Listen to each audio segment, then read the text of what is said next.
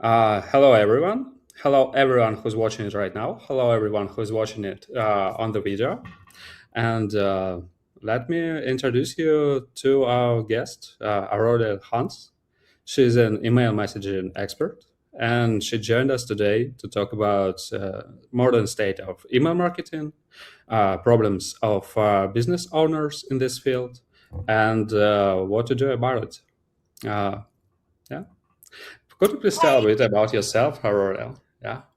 Yeah, so I'm an email messaging professional, and what I do is conduct jobs to be done focused customer interviews for SaaS founders and brands to Mhm. reconstruct their buyer's journey to their product, the pain that first triggered them to start looking, all the solutions they considered, any anxieties or fears they had along that journey, as well as desires, deal breakers that could have prevented them from buying your product, and then ultimately that experience purchasing the product. And afterward, if we're talking about onboarding or more retention issues, interviewing current customers about their current experience with the product. And so I weave those insights in to messaging and combine that with feedback from stakeholders like sales, the founder, the head of product, whoever owns product, and really marry all of those insights into customer driven messaging that you can use across the buyer's journey and beyond through in your marketing assets. That messaging can be applied throughout your marketing, not just your email, but I'm also an email strategist. So I'm primarily doing that messaging work for companies, and then we tackle their email problems, whether it's poor activation, high churn, or anything else they want to, if they want to do like pre-purchase nurture sequences. So yeah, that's what I do for clients, and it really helps them stand out in crowded categories and channels, build trust with their prospects and customers, and make people love their products. Hmm. Thank you, Aurora. And I guess I shall properly introduce myself. I'm Oleg Meissner. I'm a product manager at Sandygram.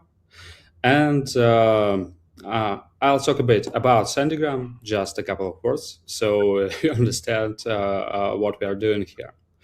Our Sandygram is a new EMS platform, email messaging platform. And we are just launching. Actually, we are having the beta launch right now. I'd say even maybe in these exact minutes as we are talking. And what makes us different? Why doing something new in this field, which is really, really crowded, is that we did our best to reinvent this wheel. We created a very simple to use but not primitive service, which has a really deep and flexible AI integration. And I know that everyone right now has some sort of AI, but we did it in a way that really creates a dialogue with you as a client, and helps you to create email campaign, create texts, create images, create everything from scratch, and guides you through this. If I have a chance, I'll talk a bit more about our platform, but I guess right now we could switch to the topics we promised to discuss. Yeah. And Aurora, could you please tell me maybe of some um, general topics that really disturbs your clients and customers when they are creating email messaging, when they feel stuck in their email marketing? Yeah, I think I've worked with a lot of SaaS founders and mid market and larger brands, and so for founders, they really need to get new users, right? And so Hmm. with their earlier stage, they're probably using a lot of cold email, doing LinkedIn messaging. And I had one founder told me, I need to get more demos, but I can't get more demos if no one replies to my cold emails. And that really Yeah. speaks to, part of it is offer and messaging. Like, how are you showing up? I mean, there's a lot more to like cold outreach strategy that I'm not going to talk about. But as far as like your offer and messaging, these founders, and this one in particular, he was using AI to write cold emails. And so, Mhm. when you don't know someone and you're coming in cold, asking them for their attention, and the Mhm. messaging copy is very generic, the offer is weak, then that's really going to hurt the success of your cold outreach, which is Mhm. so, which Informatech Trust Target said, vendor outreach still works. Still a way that vendors get into buyers' decision sets. The thing Mhm. is that buyers will start with a decision set of around like 8 vendors. I think it was 7.5 or 8. Informatech said, but after their journey of consuming like 15 pieces of content or 15 touch points, including email, that number will drop to half. So one of the Mhm. reasons that it drops is because in that journey, as they're qualifying you and getting closer to making a decision, the content often is irrelevant to their pain points, is what Informatech reported. They reported it this year, and they Mhm. reported it a few years ago when I wrote a recent article for Joanna Weeb, is the lack of relevance and the lack of value. And a big part of that's always been a problem in B2B marketing is to spend that time to do that strategy to understand your audience and then to Mhm. craft an offer and messaging that really align with what they want and what they need. But with AI, it's so much easier to skip that now, right? Like there's this Yeah. assumption that it's push button, like you can just, presto, start creating cold emails or whatnot. And so, whereas a lot of brands skipped that audience research, offer refinement, and messaging work before, I think that's even more common. And then they can scale that empty messaging so much faster. So I think that Mhm. that founder's problem really speaks to you know what's happening with a lot of across the board, big and small brands scaling really empty messaging that just doesn't resonate and gets them cut from buyers decision lists. Mhm. Yeah, I guess it's very ironic, I'd say. Yeah, a lot of people thought that when AI comes, it will make everything easier, but AI actually made everything easier, but for everyone. And every email marketer uses more or less the same AI to generate more or less generic texts and send these texts in numbers to people who, in their turn, receive a lot of texts and spam in their inboxes. And it's like numbing their ability to receive any actually useful messages. So it creates this endless loop of doing useless job again and again, and there's no end to it. Yeah. Uh, how do you handle this stuff? Like, what do you tell to people who faces it? Yeah, so especially for founders who are close to their product, they typically they're typically, are often passionate about their product. They know their product better than anyone else. They might have created it to solve a problem they've encountered or someone else, so they can really speak about the product. And so the first step is rather than, have AI tell you what to say in your emails or your marketing, Mhm. like dictate to AI what like the problems your product solves, how it's different, in your own words, and don't have it polish that out for starters. So founders can look with inward to get messaging, or whoever's close to the product can do that. And then secondly, they can interview their customers or interview, if they don't have enough customers yet, interview potential customers. Customers are better because they already bought from you, and that can inform their Mhm. message too.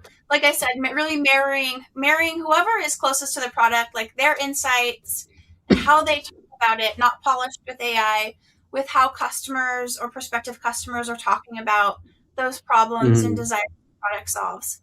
So that's the start to just get better messaging, and offer Mhm. refinement, is to really get close to whoever's close to the product and like whoever's the product is for, and find out how they're talking about the problems it Mhm. solves, objections, etc.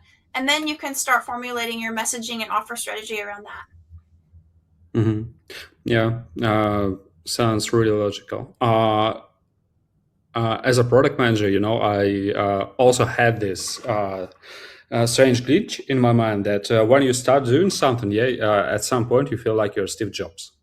And you know better what to do. You know your product very well, and you think everyone are on the same wavelength as you.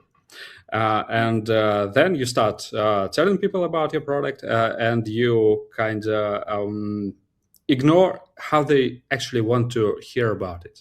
Yeah. Mm. So what you're saying is really true. And if you want to talk to your customers, if you want them to listen to you, especially if it's a new audience and you try to reach out for the first time, just learn how they talk in the social networks, on the social media pages. Maybe which messages do they write? Maybe which influencers do they love? And get something from there. And write messages using this vocabulary, or at least try to do that. And yeah, and when it comes to AI, there are multiple ways of educating an AI to create messages which are really highly customized. I can just right now I can only give a quick hint that we are at Sandigram developing the function, the feature that will really change the game in that term. I'm not ready to talk about it in detail yet, but we are working on it, and we're seeing this problem, and it's really huge. Yeah. Any other big issues that haunt uh, SMB owners, SaaS founders right now? Other big issues, I think, yeah, I think the main one I've encountered, besides like not thinking they don't know what to say, and then just asking AI to create some cold emails for them, and then they end up sounding like everybody else and not really delivering any value or telling people who receive them why they should care. Other issues I've heard is, I'm flying blind with AI. So, Mm-hmm. startup founders, they don't have a lot of resources. Sometimes they don't have anyone or just a few people on their team. And so, Mm-hmm.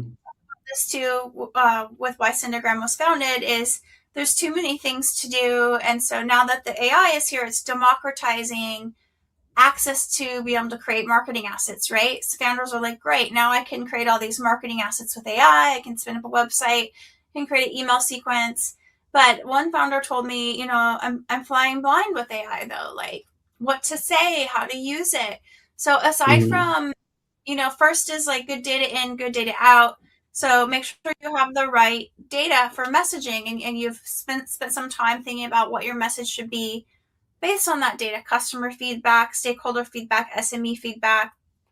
And then Mm-hmm. if you're going to be using these tools, that's totally fine to scale. Put in the good data, have your messaging strategy.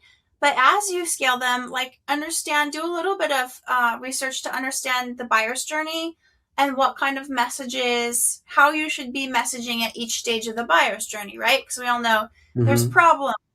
Like, people become aware of their problems. So you want to be messaging about problems, so when you're going to use AI, it's like, okay, I'm, going to be reaching out to somebody, entering the conversation, talking about the problem. They don't know about my solution yet, but I Mm-hmm. know they have this problem.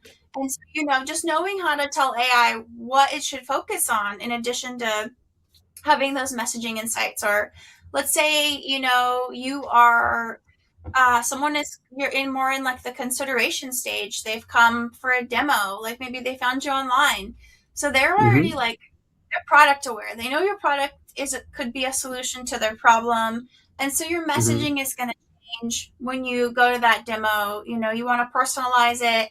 um or I guess I'm talking about a demo, but maybe more like bottom of funnel, like post demo, or any communications you're having more bottom of funnel, then you're going to be wanting to change your message there and talk more about how you're different, like results you've got other clients. So I think having that awareness of what you should be talking about, problems, goals, overcoming objections at each stage of the buyer's journey is really important. And I think that's like the high level basic thing founders using AI can do. And beyond that, yeah, if you want to learn some like proven frameworks, copywriting frameworks, you could also take it a step further, and that could save you time because you could keep regenerating because you didn't really have a lot of guardrails when you got started with AI. But if so, you Mhm. spend a lot of time generating to get something good. But if you have it all figured out before you go to AI, then you're going to have a much better experience using AI, and you're going to get to a usable output a lot faster. Mhm. Yeah, totally agree. It's a huge issue right now that people don't do their homework. Before going to AI, before creating some prompts in order to generate a message. They don't think about their customers. They don't think about the stage of the funnel on which they're in, and it's some basic marketing actually that is kind of a commonplace. But people have this tendency to skip it, especially if you are a small business owner. Sometimes it can feel very overwhelming. And as you truthfully mentioned, yeah, a lot of owners they are a jack of all trades when they start. Like they have to do email marketing, they have to do sales, they have to do the logistics, they have to do negotiations, they have to do everything. Accounting, my gosh, yeah.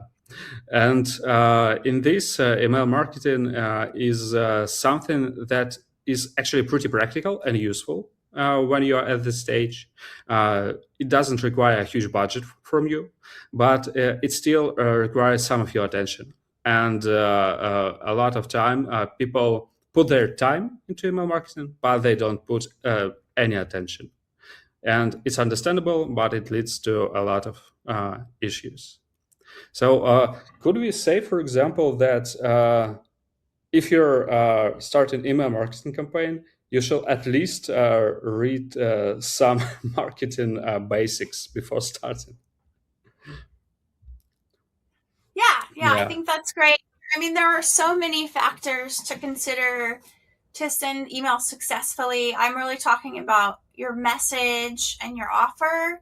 But I know, with Cinegram, you said you created, or I think I heard you say that you created the platform to help with all of those other issues, like having to think about Hmm. deliverability and list hygiene and send time. So yeah, there are a lot of technical considerations beyond messaging and offer refinement that I know have mentioned, like Cinegram is designed to help small businesses with. Hmm.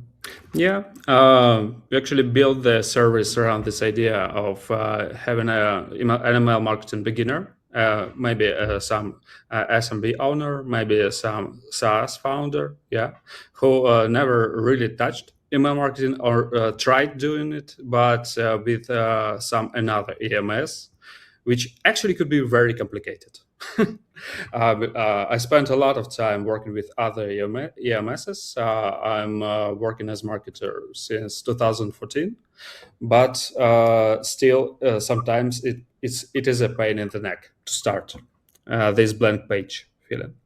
So how we handled it in a different ways. Actually, the first one, we made the interface as simple and humane as possible. So you won't have to go through a large number of some technical terms, yeah, to understand what the hell is going on in the system. We implemented a very well and contextual onboarding, yeah, which leads you from the start, from the registration to you sending your first email campaign, and we guide users step by step through every stage to show them the ropes and explain them some terms that they will need to understand later. We implemented AI that can generate email messages, yeah, can generate images for these messages, and what's more important, it could help you with generating your emails and automated sequences. So it's close to you on every stage. It actually really leaves the tension because you often know that you have to start doing something, but you're lost. You don't know how to start doing it, and you don't know what exactly you should do in this system right now. So in order to handle that, we created a so-called AI assistant. We really tried our best to make it really useful, not just AI junk, you know. And how this AI assistant is working, it is asking you questions. What do you want to do right now? How should it look? What is the next step? Tell us what you want to tell your customers about. Yeah, tell me when you want to launch this campaign, and so on and so forth. And it really creates this feeling that you're talking to a live person, to maybe some paid email marketing consultant, yeah, who is running you through the questionnaire, and then in the end, all you have to do is basically push the start button, and then it starts working. Another thing that we didn't really discuss yet, but we still have plenty of time to talk about that, is technical issues, you know, because based on my experience of working as an email marketer and talking to other specialists, it's kind of very frustrating when you launch your campaign, you did something, and then you return to this email marketing system you are using right now, and you suddenly realize that nothing is working, and you didn't know about it, and you wasn't informed about it. And even if you were informed about it, you're just opening this whole macabric interface, yeah. I'm not saying that all the interfaces are like that, but there are some known examples. Yeah. And you try to understand what to do next, how to fix everything, because every minute your system isn't working, you're losing money, you're losing something important. So what we've integrated is smart notifications. Those notifications aren't just notify a user of uh, something is going wrong right now in your system. But when our user opens the notification, the AI assistant immediately proposes to fix these issues and tells what to do exactly, and automates the solution all the way. So if you face something like that, you won't feel lost. And maybe you won't even have to send the support ticket as often as you used to. Because, a lot of founders, they feel really lost when they realize that they don't have any quick support, access to support. You know, if you open the reviews on G2, for example, or Capterra or something like that, you'll see that the most issues people face is when something isn't working. And they're just trying to reach out to support, and they're like, okay, wait for a week, maybe you'll get your answer. Yeah, in a week I might as well as go bankrupt, you know. Yeah, I mean, support is an upgrade now, right? Like with most platforms, your lowest tier plan across the board, any kind of software is typically there's no support. You have forum support, and so that's a nightmare trying to figure out how to fix something in forums. So yeah, I mean, having that be able to fix problems so quickly is probably such a lifesaver for founders and small business owners. Hmm. Yeah, thank you. Uh, could you tell us what a lot of SaaS founders really are resist when they're sending their first email? Like maybe which sequences do they need to use in the beginning when okay, let's say I'm a SaaS founder. Yeah, I have this gorgeous product. I'm obsessed with it. Yeah, and I managed to create a landing page and gathered, say, 100 emails from people who are interested in my product. So, what should I do then? What shall be my first email? How shall I proceed? Like, let's Yeah, pretend I'm really in a don't know what to do.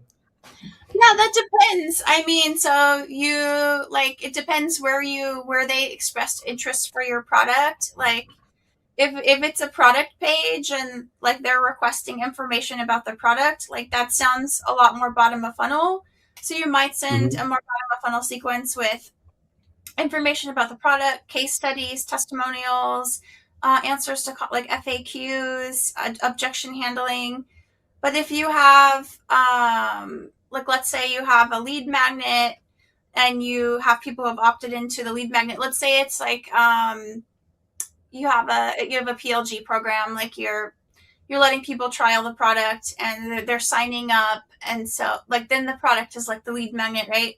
Then obviously you want to Mhm. create a activation and onboarding sequence for them so that they see Mhm. value in your free product or the free version of your product right away and get sticky so that you can start nudging them to upgrade.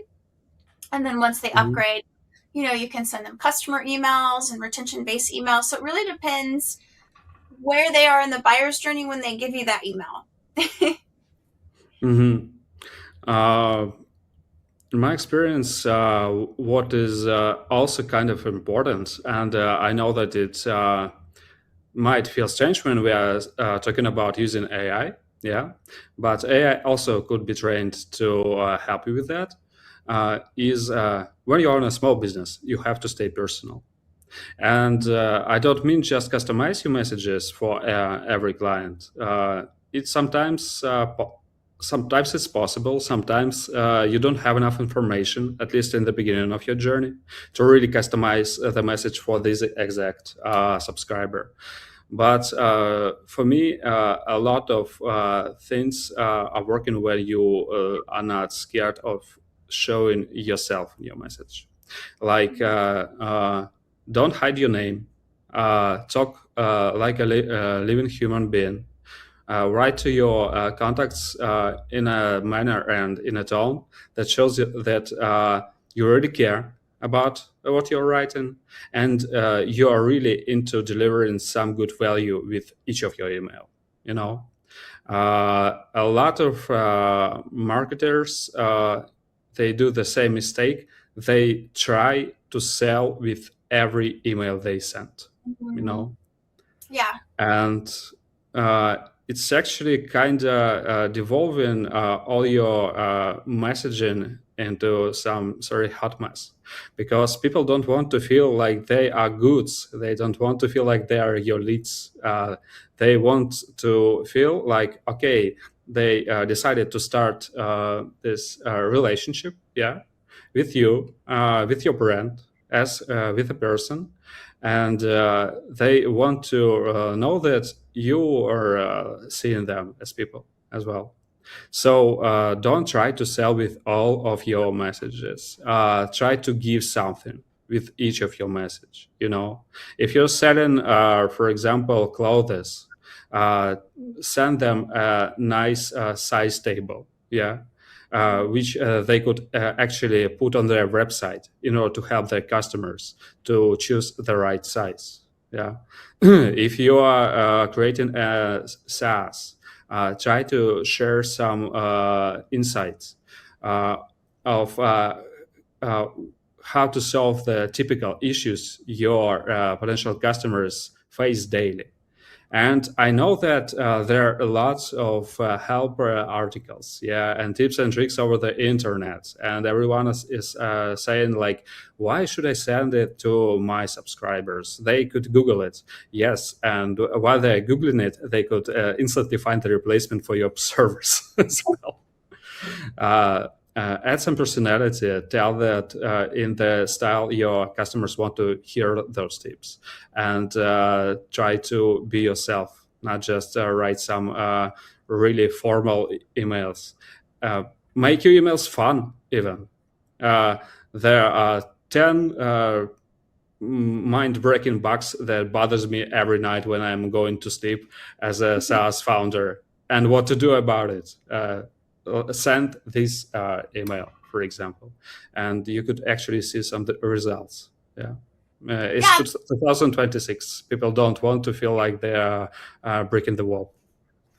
yeah, that's such low hanging fruit for small business owners and SaaS startup founders to, like you said, to personalize it with your own stories and your own perspective, versus just trying to be very vague and generic or have like very marketing sounded copy. Like when the organization gets bigger, it gets much harder to do that kind of stuff. But when you're a small organization, you can be close to your customers. And yeah, you're seeing with founder led brands like Alex Turnbull and Adam Robinson and Alina Vanderberg, they're winning on LinkedIn, and they're winning in the inbox and on their webinars and across their marketing funnel by showing up and being vulnerable, talking about themselves and their journey, and relating with their audiences. Like that's a huge differentiator that you can really leverage when you're a smaller company.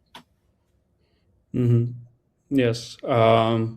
And of course, what you need to remember is email marketing usually doesn't work in a standalone mode.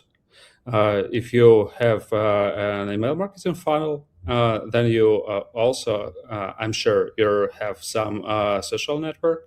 You have maybe a YouTube channel, yeah, that shows your product and maybe something from you on video.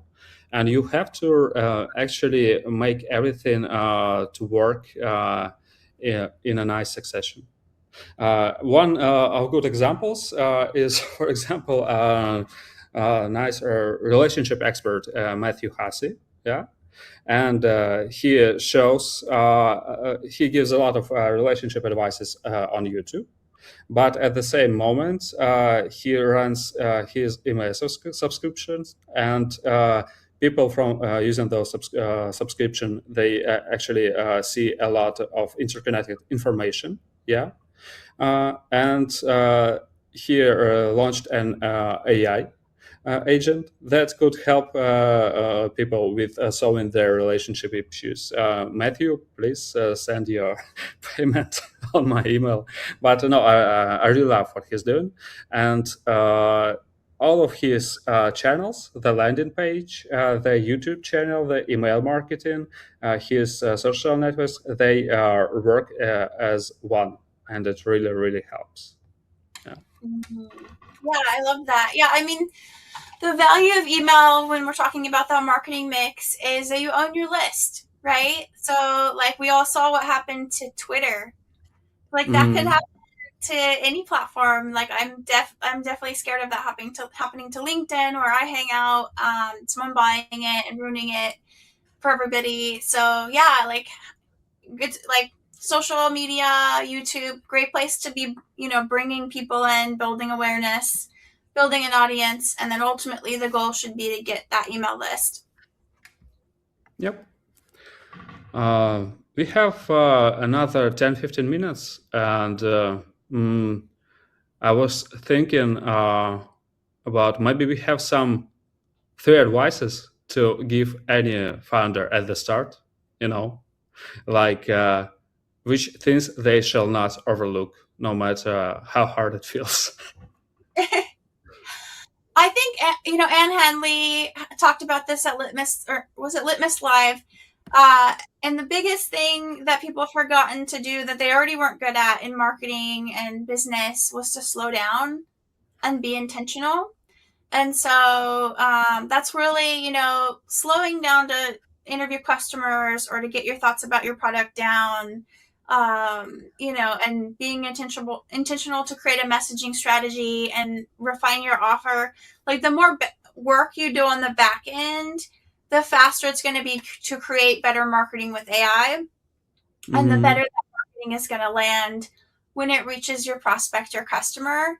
So as much as the urge, especially when you're a busy founder, busy small business owner, startup founder, as much as the urge is to work fast and move from one task to another to get things done, uh, it's going to pay off so much in the long run if you just slow down and you take this time to understand your customers, understand what you want to say about your product, and form that strategy, because AI doesn't know any of this stuff. And so the problem with why a lot of stuff AI copy and messaging and marketing looks the same is because it doesn't know your customer like you do, it doesn't know your product like you do. And so, yeah, I would say my biggest advice is to slow down and do that work on the back end so that your marketing, whether you use AI or not, is more effective. Mm-hmm. Thank you. Yeah, and from my side, I'd say that never remove yourself from the process. Never. Stay humane. I actually felt very strange when we were starting working on an AI stuff, because there is this bug in our mind that kind of tells us, screams like what to do. AI will replace all of us, you know, Mm-hmm. but actually nothing will replace you. Nothing will replace your expertise. Nothing will replace your knowledge about your customers. Nothing will replace your context awareness, because you read the news, you know what worries your clients, what worries your customers. Uh, Use all of it in your communications. Use all of it in your email campaigns. Use all of it in your messaging, because that's actually the only reason people will read what you're sending them. No Right, one. right. Yeah. Yeah, be the differentiator in your marketing. Yeah, we're really seeing that. Like the more human your marketing is, and the more human the interactions with your company and your product are, then the stronger that relationship you are going to form with your customers. Mhm. The last question from my side is kind of tricky, yeah, and unplanned, but I really want to hear your thoughts about what's next. Like how email marketing you think will look in 2 5 years. What will change? What stays the same? In 2 or 5 years, I think the from name is increasingly becoming more important. Like you sent me the link to join this webinar yesterday, and I had to dig through 4 pages of emails because like my inbox exploded to find the link. And so the way I check email, and I know other people do too, is I get, it explodes every day, and when I get a chance later in the day or the next day, I scan for anything interesting or for the people I always read. Like there are newsletters I always read, and I'm scanning for them. I'm scanning for the from name.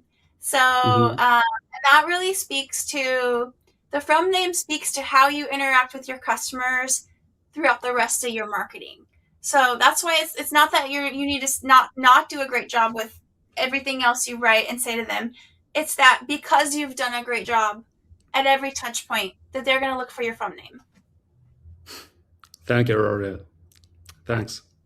I've got one more announcement to do at the end of the today's event. Is we are launching the early adapters program for people who are looking for a nice future-proof solution for their email marketing. And this early adapters program includes 3 months of using Sandygram AMS for free. So in order to join this program, you will need to click the link that I will put in the description of this video when we publish it on other platforms. Fill a little form, and after that, you can start testing Centigram AMS and seeing how we implement features one by one. Right now, it's a sort of a basic state. It's actually a beta launch right now. So some functions are missing, but you already can join the EMS.